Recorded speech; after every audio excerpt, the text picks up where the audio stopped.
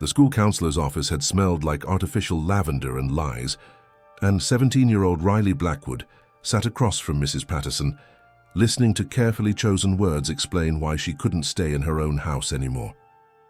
Her father was being transferred to a facility 3 states away for his addiction treatment, the mandatory kind that came after the arrest. After the intervention, after everything fell apart, and with her mother gone 5 years to cancer, there was no one left to provide a home.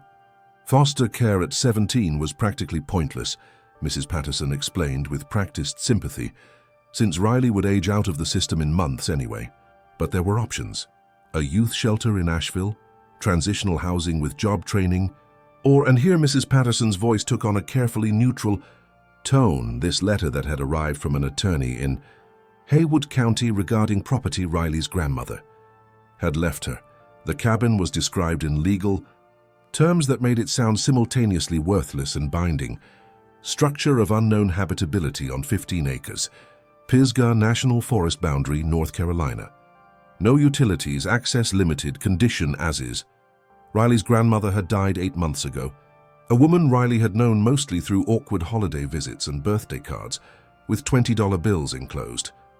She'd lived alone in the mountains after Riley's grandfather passed, and according to family stories told in whispers, she'd been different, solitary, strange, content with isolation in ways people found unsettling.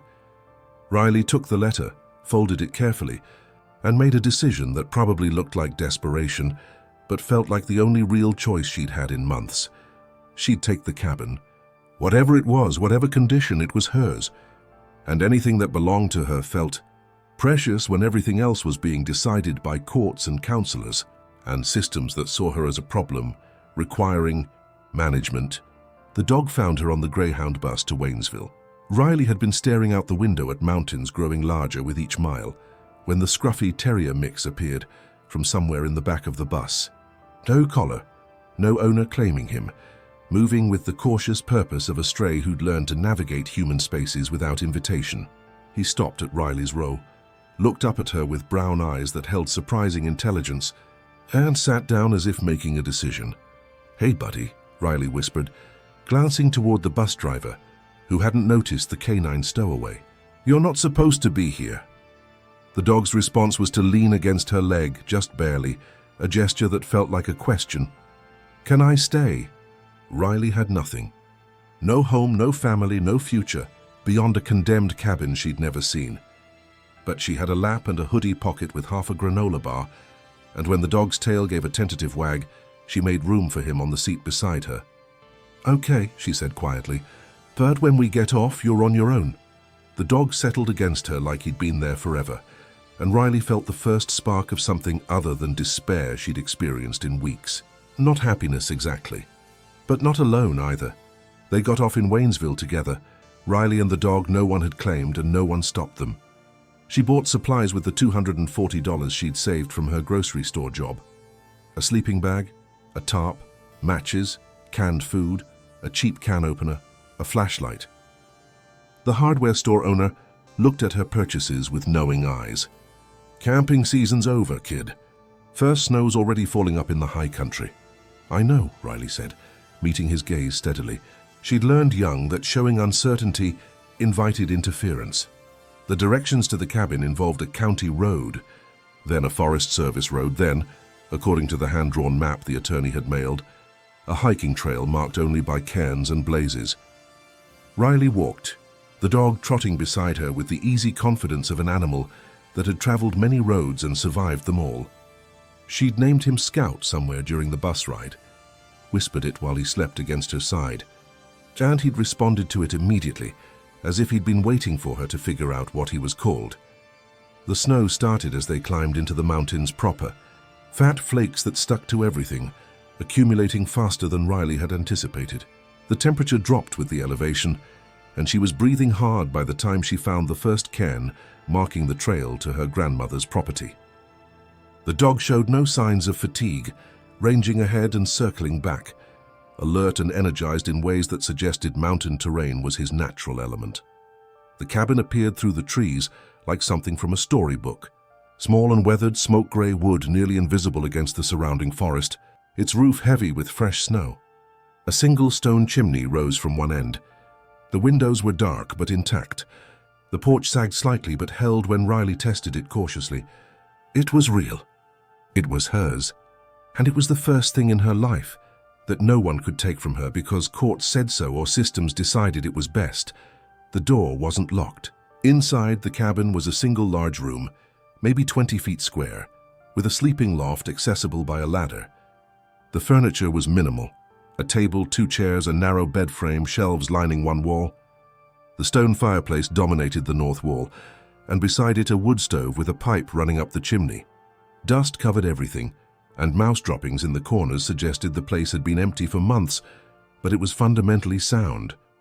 Roof solid overhead, walls tight enough, floor that didn't creak alarmingly when she walked. Scout explored with intense focus, sniffing every corner, marking the space with his presence in ways dogs do. When he returned to Riley, sitting at her feet with an expression that looked almost like approval, she felt some of the tension she'd been carrying release. "Home," she said aloud, testing the word. It felt strange and right in equal measure. That first night tested Riley's limited outdoor skills. She'd been camping exactly twice in her life, both times with her mother before the cancer, and the memories were vague at best. But cold was an effective teacher. She found firewood stacked beside the cabin, protected from weather by a tarp. Evidence her grandmother had been preparing for a winter she didn't live to see. The wood was dry and split, and Riley managed to get a fire going in the wood stove on her third try, smoke drawing up the chimney properly, heat beginning to fill the small space. She made a meal of canned beans heated on the stove, sharing half with Scout, and they ate in the firelight with snow tapping against the windows. The cabin was cold despite the fire, single-pane windows and gaps in the chinking between logs let drafts through, but it was shelter, and Riley bundled into her sleeping bag, with Scout curled against her legs, and slept better than she had in the week since her father's arrest. Morning brought serious snow. Riley woke to a world transformed, 6 inches fallen overnight and more coming down steadily. The beauty was almost painful. Everything softened and silent, the forest draped in white, branches bowing under the weight. Scout wanted out immediately, and Riley opened the door to watch him bound through the drifts, snapping at falling flakes with obvious joy. She spent that first full day taking inventory. The firewood would last maybe 2 weeks if she was conservative. The cabin held minimal supplies, some canned goods in the cupboard, dates from years ago but probably still edible, a few basics like salt and flour in sealed containers. The hand pump at the sink produced water after persistent effort, running clear and cold from somewhere deep in the mountain. That was critical. Water meant she could survive here at least through winter, but food was the problem. Riley had brought enough for maybe 10 days. After that, she'd need to either hike down to town, increasingly difficult as snow accumulated, or figure out hunting and foraging, skills she didn't possess. Money was tight too. Only $80 left after her supply run, not enough for multiple trips to restock. Scout proved his worth immediately. That second evening, he disappeared into the woods and returned an hour later with a rabbit, freshly killed, dropping it at Riley's feet with obvious pride. She stared at it, this dead thing that represented food if she could stomach preparing it, and felt her privileged city kid squeamishness war with practical necessity. Necessity won. Using her pocket knife and instructions half remembered from a YouTube video watched years ago, Riley cleaned the rabbit with shaking hands.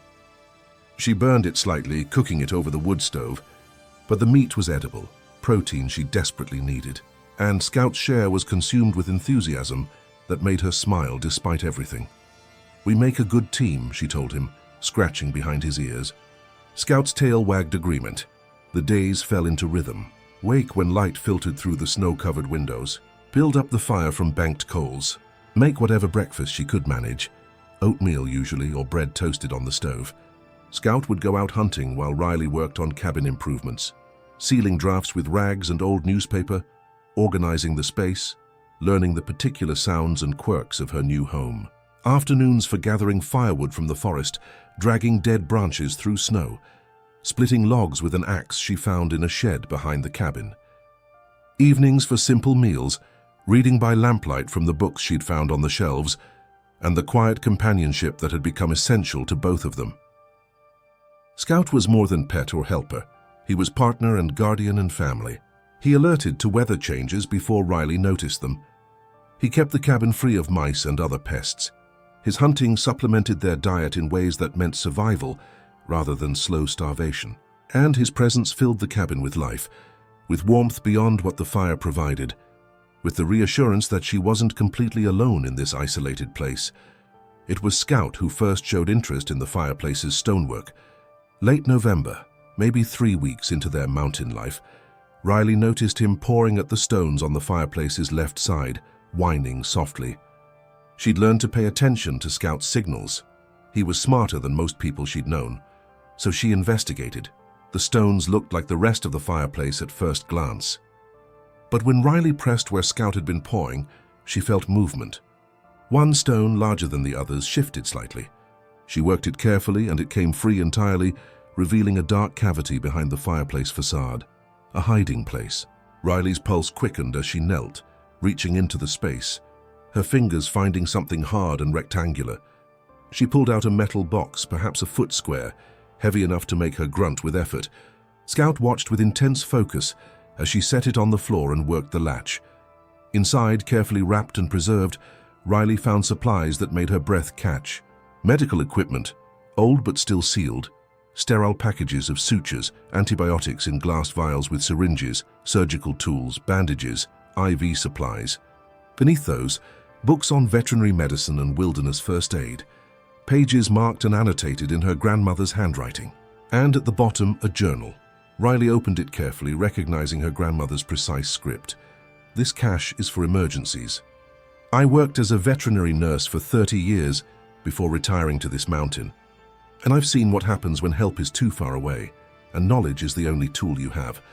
The supplies here can treat serious injuries or illness in animals or humans. The books explain how. If you're reading this, you probably need it. Don't hesitate. Knowledge is useless if you don't apply it. The antibiotics are broad spectrum. The dosages are marked for different weights. The suture kit includes instructions. Everything is dated and should remain viable for years if kept dry and cool. This mountain can be harsh, but it's also fair. It gives you what you need if you know how to look. I'm leaving this here because I learned that being prepared for the worst doesn't invite it. It just means you survive when it comes. Take care of yourself. Take care of whatever creature depends on you. That's the contract we make when we choose to live. Margaret Blackwood. Riley sat back, staring at the cache that her grandmother had prepared and hidden, and felt the weight of inheritance that went beyond property. Margaret had been a healer, and she'd left the tools of healing for whoever came after. For Riley, as it turned out. For the granddaughter who'd barely known her, but had needed her foresight desperately. The discovery changed Riley's sense of security. She wasn't just hoping to survive winter. She had resources to handle medical emergencies, knowledge to treat injuries, supplies that could mean the difference between crisis and recovery. She studied the books obsessively, learning anatomy and treatment protocols, memorizing dosage calculations, preparing herself for possibilities she hoped would never come. December brought the deepest cold and the heaviest snows. Temperatures dropped below zero, and Riley learned the constant work of maintaining warmth. The wood stove required feeding through the night, and she'd wake every few hours to add logs, dozing in the chair beside it when she was too tired to climb back to the loft. Scout slept nearby, close enough to alert her if the fire burned too low, and together they maintained the small island of heat that kept them alive. The isolation was profound. Days passed where Riley saw no one, heard nothing but wind and Scout's breathing and her own voice when she talked to him. She'd read aloud from the books, practicing pronunciation of medical terms, teaching herself while teaching the cabin walls. Scout would listen with apparent interest, head tilted, and Riley chose to believe he was learning too. Sometimes the loneliness pressed too hard. Times when she'd cry for no specific reason, except that everything had been taken from her, and she was 17 and living alone in the mountains in winter. Scout seemed to understand those moments.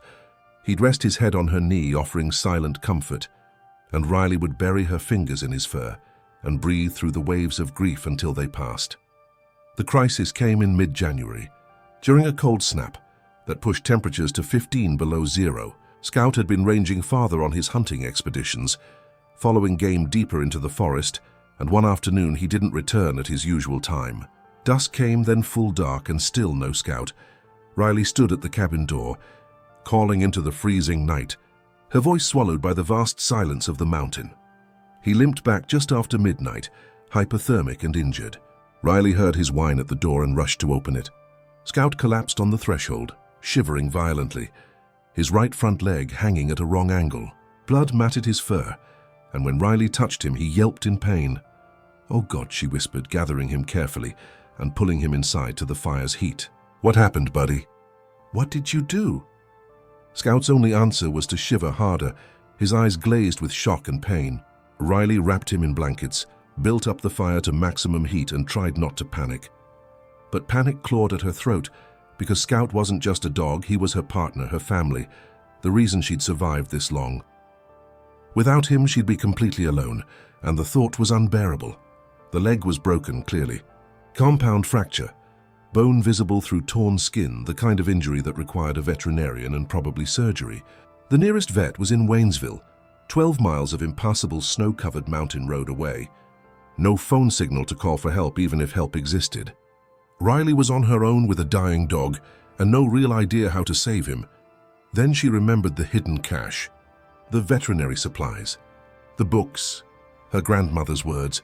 "If you're reading this, you probably need it." Riley pulled out the metal box with shaking hands, laid out the contents by firelight, opened the veterinary manual to the section on fractures, and read with desperate focus. The instructions were clinical, precise, terrifying. Clean the wound thoroughly. Assess the break. Realign the bone if displaced. Suture the tissue. Splint the leg. Administer antibiotics and pain medication. Monitor for shock and infection. She'd never done anything close to this. Never treated more than scraped knees and headaches. But Scout was panting in pain, his eyes finding hers with an expression that looked like trust, and Riley couldn't let him die without trying. "Okay," she told him, her voice steadier than her hands. "I'm going to help you. It's going to hurt, but I'm going to fix this. I promise." She worked through the night, following the manual's instructions with meticulous care, cleaned the wound with antiseptic from the cache, Scout whimpering but holding still as if he understood. Examined the break, displaced but not shattered. The book showed her how to recognize the difference. Gave him a measured dose of pain medication through injection, hands shaking but managing it. Then the hardest part, realigning the bone. It required force and caused pain that made Scout yelp and try to pull away. But Riley held firm, talking to him constantly. "I'm sorry. I'm so sorry. I know it hurts, almost done. You're so brave." Until she felt the bone slip into proper position with a sensation that made her stomach turn. She sutured the torn tissue with thread-like material from the kit. Her stitches ugly but functional. Applied antibiotic ointment, wrapped the leg in gauze and bandages. Created a splint from straight sticks and secured it with tape. By the time she finished, dawn was breaking, and Riley was shaking with exhaustion and adrenaline. Scout lay quiet, the pain medication taking effect, his breathing steadier. The leg was immobilized, the wound clean and dressed. Riley had done everything the manual said to do. Whether it would be enough, she had no idea. The next days passed in constant vigil. Riley monitored Scout's temperature, changed bandages twice daily, administered antibiotics on the precise schedule the journal specified. She slept beside him on the floor close to the fire, waking at any sound of distress. She coaxed him to drink water with a little honey mixed in, offered bits of food he mostly refused, and talked to him constantly about how he was going to be fine, how she needed him, how they were going to see spring together. On the 4th day, Scout lifted his head and drank on his own. On the 5th day, he ate a little. On the 6th day, he licked her hand, his tail giving a weak wag, and Riley collapsed in relief, hugging him gently and crying into his fur. "You scared me," she whispered. "Don't ever scare me like that again." Scout's recovery was slow but steady. The leg healed with the resilience of young, healthy animals, and within 2 weeks he was putting weight on it. Within 3, he was moving almost normally. Riley's crude veterinary work had succeeded, guided by her grandmother's foresight, and the detailed instructions left for exactly this kind of emergency. But the crisis had changed something fundamental in Riley. She'd been surviving, getting through each day, enduring the isolation and cold and uncertainty. But saving Scout's life had given her something beyond survival. It had given her purpose, proof that she was capable of more than she'd believed, evidence that the skills she could learn and the determination she could muster mattered in life or death ways. She studied the veterinary books with new intensity, not just the emergency procedures, but the broader knowledge of animal health and care. She learned to recognize signs of illness before they became critical, to understand nutrition and preventive care, to think systematically about health rather than just reacting to crisis. When Scout was well enough to range again, Riley accompanied him on shorter expeditions, learning the territory, discovering features of the property she'd been too focused on immediate survival to notice. A small shed she'd missed initially, containing old tools and supplies, a spring that ran even in winter, providing water easier than the hand pump, trails that wound through the forest to overlooks where the mountain views stole her breath. January passed in work and study and the quiet deepening of her bond with Scout. The dog had saved her as much as she'd saved him. His hunting kept them fed. His presence kept her sane. His injury had forced her to discover capabilities she never knew she possessed. They were partners now in the truest sense, dependent on each other for survival, connected by something stronger than convenience or obligation. February brought the first hints of thaw. Days grew incrementally longer. The quality of light shifted. Snow still fell, but Riley could read weather signs now, could feel storms coming in her bones, could prepare before they arrived. She'd survived the worst of mountain winter, and the surviving had transformed her from a girl running from a broken home into someone competent and self-reliant and strong. It was during a February afternoon, while reorganizing the cache to better understand what remained, that Riley found the second compartment. The metal box that held the medical supplies had seemed complete, but Scout, fully recovered now and back to his alert, curious self, kept sniffing at the fireplace stones nearby. Riley examined them more carefully and found another loose stone higher up, revealing a smaller cavity. Inside was a leather pouch and a letter. The pouch held cash, not a fortune, but $800 in bills that would mean food and supplies when she could reach town. But the letter was what made Riley's hands shake. "Riley, if you found this, you found the medical cash first and you probably needed it. I'm sorry for whatever crisis brought you to that knowledge. I'm glad I could help across time and death. The money is for supplies. Don't ration yourself into malnutrition trying to save it. Health is wealth, especially out here. But more than supplies, I'm leaving you permission. Your mother probably told you I was strange, that I wasted my life hiding in the mountains. She was wrong. I found my life here. After your grandfather died, and the pain was too much to bear while pretending to be fine for everyone who kept saying time heals all wounds, I came to this cabin and learned that time alone doesn't heal anything. Work heals. Purpose heals. Learning to be comfortable with your own company heals. You're young to be alone up here, but young doesn't mean incapable. And alone doesn't mean abandoned if you choose it yourself. Whatever brought you to this mountain, give yourself permission to stay until you're ready to leave. Not until someone else decides you should be ready. Until you decide. The cabin is small, but it's yours. The mountain is hard, but it's honest. And if you found a companion, I'm guessing a dog, we Blackwood women always had dogs, then you're not really alone anyway. Be safe. Be well. And when you're ready, be whatever you choose to become your grandmother. Margaret Riley read the letter 3 times, sitting on the floor with Scout pressed against her side, and felt something in her chest that had been frozen since her mother died begin to thaw. Her grandmother had understood. Not just the practical realities of mountain survival, but the emotional landscape of grief and loss and needing space to fall apart before you could put yourself back together. The hidden cache had saved them. Both the medical supplies saved Scout's leg and probably his life. The money would save Riley from starvation or having to leave before she was ready. And the letter saved something harder to name. Her sense that choosing this isolation meant something was wrong with her. Her belief that she was failing by not being able to handle normal life. Her fear that needing to be alone meant she'd be alone forever. March arrived with running water, snow melting off the roof, trickling down in streams, the mountain slowly revealing itself from winter's burial. Riley stood at the window with Scout beside her, watching the world transform. Brown earth appearing through white, the distant green of evergreens no longer weighted down, the promise of spring in the angle of light, and the return of birdsong. She thought about going down to town using the money for supplies, maybe even making the cabin more comfortable for a longer stay. She thought about her father in his facility, about whether he'd get clean this time or whether the pattern would continue. She thought about her mother, 5 years gone, and whether she'd approve of what Riley was doing or worry herself sick about it. "I'm okay," Riley said aloud, to her mother's memory, to herself, to the mountain. "I know this looks like running away. Maybe it is, but it's also running toward something, toward figuring out who I am when I'm not just reacting to everyone else's crisis. And I'm starting to like who I'm finding." Scout leaned against her leg, and Riley scratched behind his ears, feeling the familiar comfort of his solid presence.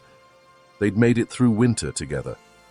They'd faced crisis and found strength neither knew they possessed. The cabin that had been just shelter had become home. The mountain that had been threatening had become sanctuary. What was hidden inside the cabin, the medical cache, the money, her grandmother's letters and foresight, had saved them both. Scout's leg and probably his life. Riley's sense of worth and possibility. But more than the physical supplies, what saved them was the knowledge that people survived hard things, that preparation mattered, that love could reach across death through carefully laid plans and supplies left for whoever needed them next.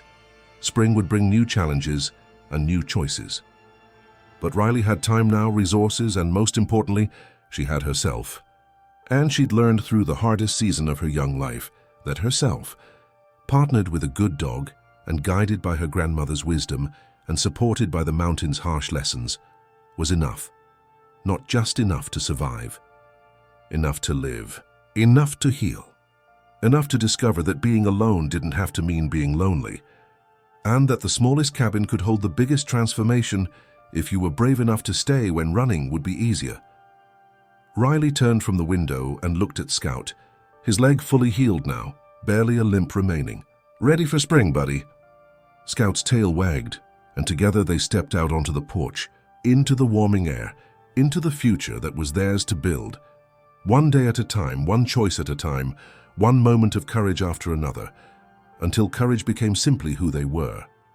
The cabin stood solid behind them, witness to their survival and transformation. The cache hidden inside the fireplace remained, most of its contents still unused, waiting for the next emergency or the next person. And the mountain stretched around them, vast and indifferent and beautiful, offering nothing but what they could take through their own effort and everything that truly mattered when they learned how to receive it.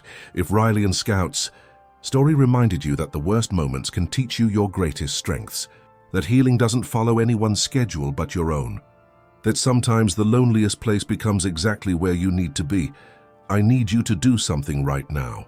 Hit that like button. It helps this story reach people who need to hear it.